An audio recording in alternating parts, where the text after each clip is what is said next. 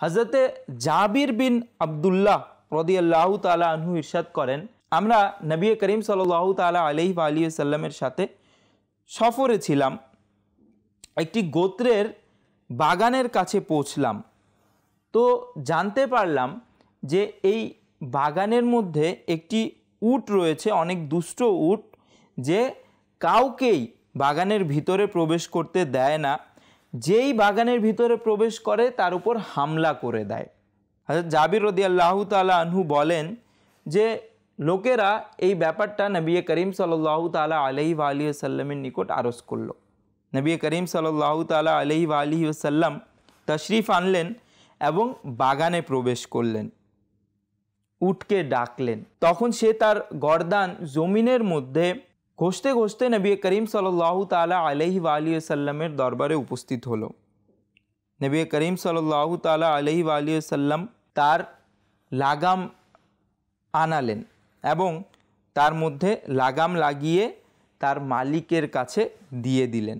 তারপর তিনি সাল্লাল্লাহু তাআলা আলাইহি ওয়া আলিহি ওয়াসাল্লাম লোকদের দিকে মনোনিবেশ করে বললেন, নিঃসন্দেহে জমিন ও আসমানের দুষ্ট জিন এবং মানুষ ব্যতীত সব বস্তুই এটা স্বীকার করে যে আমি আল্লাহ তাআলার রাসূল।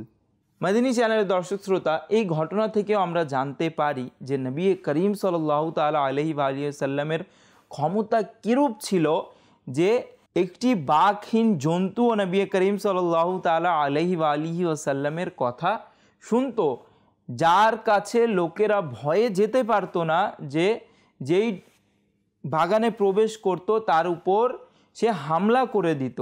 তাকে যখন নবী করিম সাল্লাল্লাহু তাআলা আলাইহি ওয়া আলিহি ওয়াসাল্লাম নির্দেশ দিলেন, সে সাথে সাথে নবী করিম সাল্লাল্লাহু তাআলা আলাইহি ওয়া আলিহি ওয়াসাল্লামের কাছে চলে আসলো।